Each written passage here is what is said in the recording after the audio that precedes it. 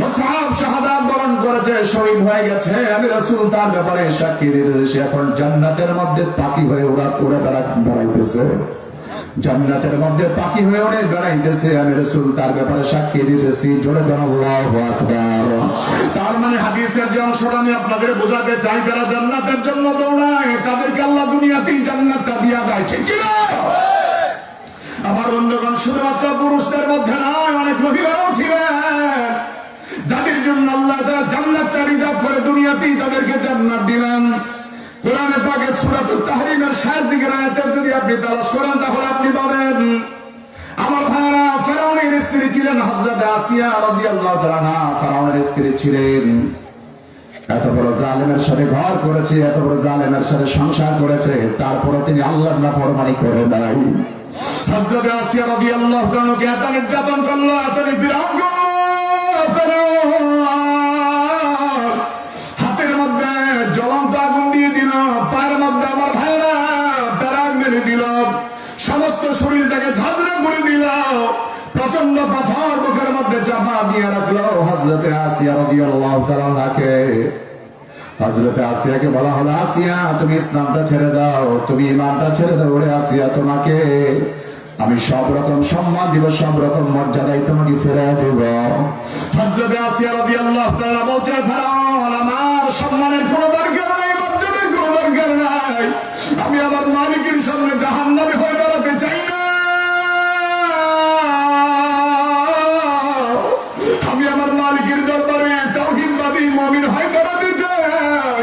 হযরত আসিয়াকে যখন অত্যাচার, নির্যাতন, নিষ্ঠুরতা জানাতে লাগলো, আমার বন্ধুগণ, হযরত আসিয়া রাদিয়াল্লাহু তাআলা আনহা নির্যাতনের কারণে, নিপীড়নের কারণে দুনিয়ার জমিন থেকে বিদায়ের সময় যখন হয়ে যায়, হযরত আসিয়া তখন আল্লাহকে ডাক দিয়া বলছিল, আল্লাহ রব্বি বিনিনি ইনদাকা বাইতান ফিল জান্নাহ, রব্বি বিনিনি ইনদাকা বাইতান ফিল জান্নাহ, রব্বি বিনিনি ইনদাকা বাইতান ফিল জান্নাহ, ওয়ানাজ্জিনি মিন ফিরআউনা ওয়া আমালিহি ওয়ানাজ্জিনি মিনাল কওমিজ যালিমিন।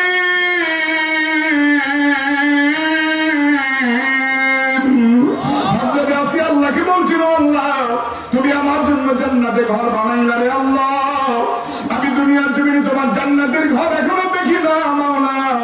তোমার কাছে আমি চাই, মরণটা যদি আমার হয়ে যায়, তুমি আমার জন্য জান্নাতের ঘর রিজার্ভ করে দাও, আমার দেখা দাও। আল্লাহ ডাকতে বলে, আজ ইব্রাহিম, আমিন, আর দেরি করা যায় না, দেরি করা যায় না। আমার আসিয়া মরণের আগে জান্নাত দেখতে চায়, আমার আসিয়াকে জান্নাতটা তুলে নিয়ে দেখা দাও। হযরত আসিয়া জান্নাত দিকে মুচকি হাসি দেয়, মালাকুল মউত আসেন, জান্নাত কবজ করে নিয়ে যায়। ও আমার মুসলমান নবীর উম্মতেরা, দুনিয়ার জমিনে যারা জান্নাতের জন্য দৌড়ায় তাদেরকে তাকিয়ে বলতেছে, দেখো মৃত্যুবরণ করলো, কিন্তু তার চেহারার মাঝে এখনো মুচকি হাসি ফুটে উঠেছে, মুচকি হাসি ফুটে উঠেছে। আমার বন্ধুগণ, বহু আল্লাহর বান্দা এমন পাওয়া যায়, মরণকে ভয় না করে আল্লাহর মুলাকাতের জন্য প্রস্তুত হয়ে যায়। মরণ যখন আসে, জান্নাতের ফেরেশতা দেখার পরে সে হাসে। ও আমার বন্ধুগণ, মরণ তো আমরা এমনই মরণ চাই, যেই মরণের পরে জান্নাত পাবো, যেই মরণের আগে জান্নাত দেখতে পাবো। এমন মরণ যদি আমাদেরকে চাইতে হয়, আমার মরণ যদি পাইতে হয়, মুসলমানের না ইমানের জন্য, ইসলামের জন্য আমাদেরকে কোরবানি করার দরকার আছে না নাই? আমার যুবকেরা, মুসলমানেরা, তরুণেরা, বাতিল বেঈমান নাফরমানেরা অনেকভাবে চেষ্টা চালাচ্ছে তোমাদের চরিত্র হরণ করে তোমাদেরকে জাহান্নামী বানাবার জন্য, অনেকভাবে চেষ্টা চালাচ্ছে। কিন্তু আল্লাহ তাআলা তোমাদেরকে জান্নাতি বলতেছেন, জান্নাতি বানাবার জন্য আল্লাহ তোমাদেরকে ডাকেন। যদি আল্লাহর ডাকে সাড়া দিয়ে জান্নাতি হতে চাও, মালিকের কথা শোনার দরকার আছে না নাই? ওই মালিকের দরবারে জান্নাতি হয় ঘোষণা চাই। কারা কারা দুহাত তুলে দেখা, একটু জবানটা ছেড়ে আওয়াজ দিয়ে বলেন আল্লাহ। আমার মুসলমানেরা, দহুলিয়ার মুসলমানেরা, সাজুলিয়া দরবারে মুসলমানেরা, হৃদয়ের আবেগ নিয়ে, মহাব্বত নিয়ে আরেকটা বার জবান ছেড়ে দিয়ে বলেন আল্লাহ। আরেকটা বার মায়ের কণ্ঠে ডাক দেওয়া বলেন না, আমাদের কোনো আদর কোনো মাইয়ার মাই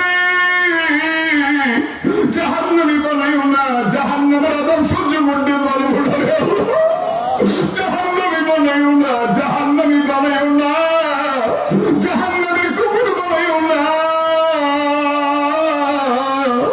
আমাদের তোমার নবীর সাথে জান্নাতি বানায়া দাও, তোমার হাবিবের সাথে জান্নাতি বলে কবুল করে নাও, বলে না আমিন। তার মানে বন্ধুগণ, যদি জান্নাতি হতে যায় জান্নাতের পথে আমাকে আপনাকে চলার দরকার আছে না নাই? এই জন্য আল্লাহ তাআলা কোরআনে পাকে যত জায়গায় আমাদেরকে বর্ণনা দিয়েছেন, অন্যতম বর্ণনা আল্লাহ তাআলা বলেন, আমি আল্লাহ তোমাদের জন্য জান্নাতটা রিজার্ভ করে রাখলাম। চিল্লা বলেন আল্লাহু আকবার। আমার বন্ধুগণ, আপনাদের কষ্ট হচ্ছে নাকি, অসুবিধা হচ্ছে নাকি?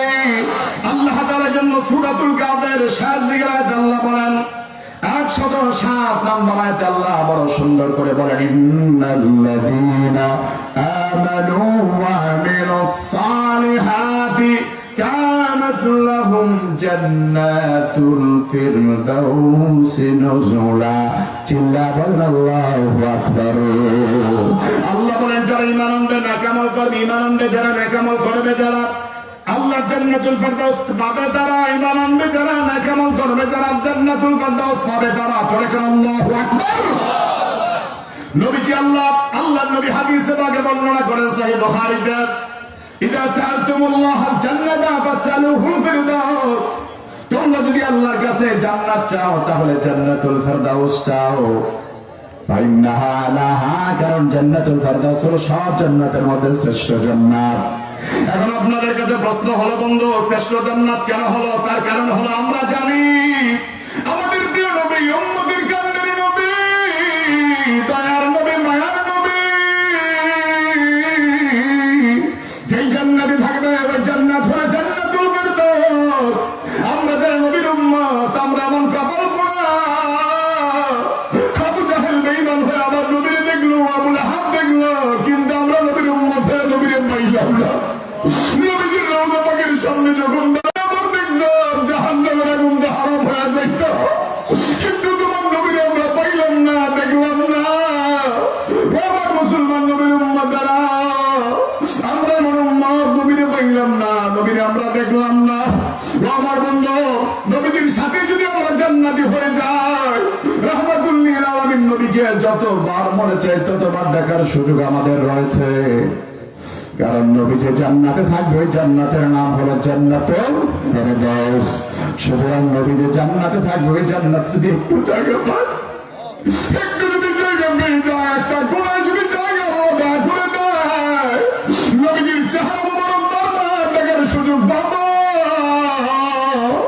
নবীজিকে বারবার দেখার সুযোগ আমরা পাবো। এই জন্য নবীজির চেহারা মোবারক দেখার জন্য, নবীজির হাতে হাউজে কাউসার পাওয়ার জন্য, নবীজির দিদার পাওয়ার জন্য, আমার ভাইরা নবীজির সাথে জান্নাত পাওয়ার জন্য, জান্নাতুল ফিরদাউস পাওয়ার জন্য রাসূল আমাদেরকে বলেছেন। আমার বন্ধুরা, আমরা এমন কপাল পোড়া, নবীজিকে দেখলো আবু জাহেল, আবু লাহাব, উতবা, সাইবা, ওয়ালিদ ইবনে মুগীরা, কিন্তু আমরা উম্মতে রাসূলকে এখনো দেখলাম না। নবীজি বলেন, যারা আমার সরাসরি দেখলাম না, কিন্তু আমার প্রতি ঈমান আনয়ন করার পরে স্বপ্ন যুগে একবার দেখলা, কয়বার?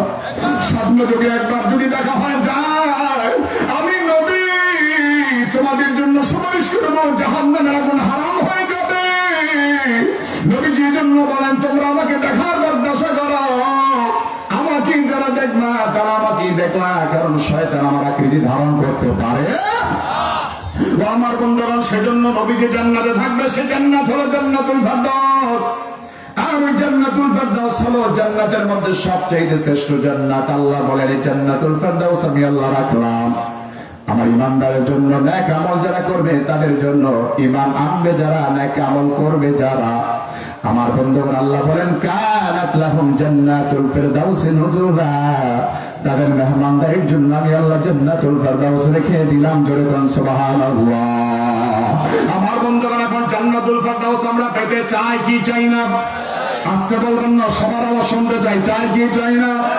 আওয়াজ করে বলেন, মুসলমান চাই কি চাই না?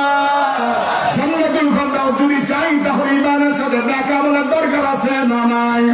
এখন সামনে পবিত্র মাহে রমাদান, নেক আমল করনেওয়ালা কতজন উম্মত আছে সব আমরা প্রমাণ পেয়ে যাই। কারণ বহু মুসলমান 3 বারের জায়গায় 6 বার খায়, দোকানের সামনে পর্দা ঝুলে খায়, এরকম মুসলমান আছে না নাই?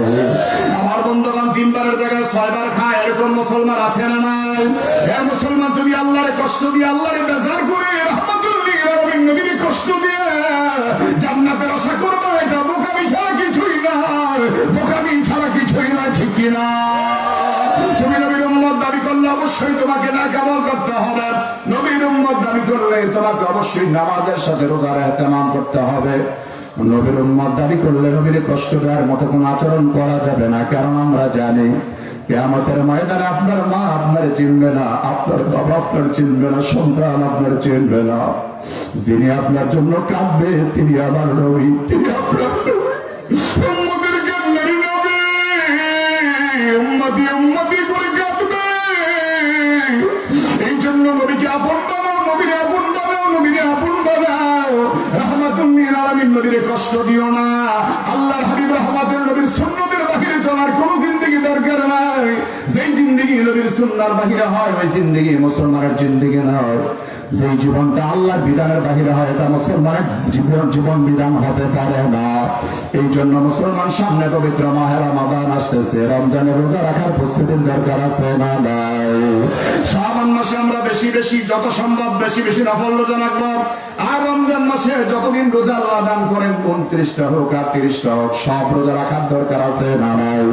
রজব শাবানে বরকত দাও, রমজান মাসে গুনাহ ঝরাও, সপ্তাহ জোরে বরকত দাও, জুমার দিনেতে গুনাহ ঝরাও, জুমার দিনেতে গুনাহ ঝরাও। তার মানে মুসলমান, আল্লাহ বলেন যারা ঈমান আনবে, নেক আমল করবে, তারা জান্নাতুল ফেরদাউস পাবে, জান্নাতুল ফেরদাউস পাবে। আর আল্লাহ বলেন জান্নাতুল ফেরদাউসে যারা একবার ঢুকবে, তারা আর কখনো জান্নাতুল ফেরদাউস থেকে বের হবে না। এই জন্য বন্ধুগণ, দুনিয়ার দিকে তো অনেক দৌড়ালা, কিন্তু দুনিয়ার জায়গায় পড়ে থাকবে। যদি জান্নাতি হয়ে কবরে যেতে পারি, এটাই আমার জন্য সবচেয়ে বড় সফলতা, ঠিক কিনা? আল্লাহ রাব্বুল আলামিন বলেন, ইন্নাল্লাযীনা আমানু ওয়া আমিলুস সালিহাতি লাহুম জান্নাতুন তাজরি মিন তাহতিহাল আনহারু যালিকাল ফাওজুল কাবীর।